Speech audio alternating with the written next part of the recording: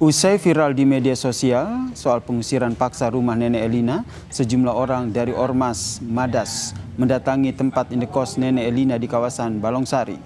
Hal ini untuk mengklarifikasi saat terjadinya pengusiran paksa. Sosok yang menggunakan atribut Ormas Madas bukanlah anggota dari Ormas tersebut. Koordinator Madas mengecam tindakan pengusiran paksa tanpa adanya hukum yang jelas. Kita melakukan kebaikan, jangan sampai menyakiti orang lain, apalagi mau rampas haknya orang lain.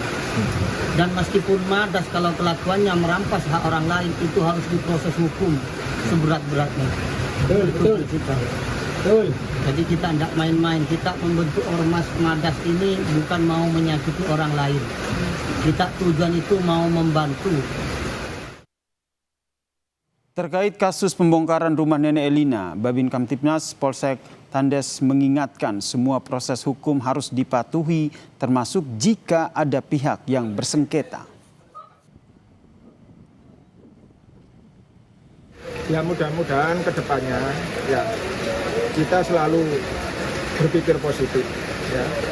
Satu sama lain bisa saling menghargai, ada toleransi.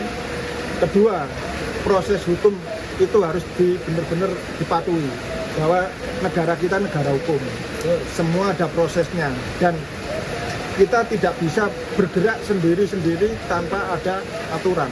Semua itu sudah jelas aturan hukumnya.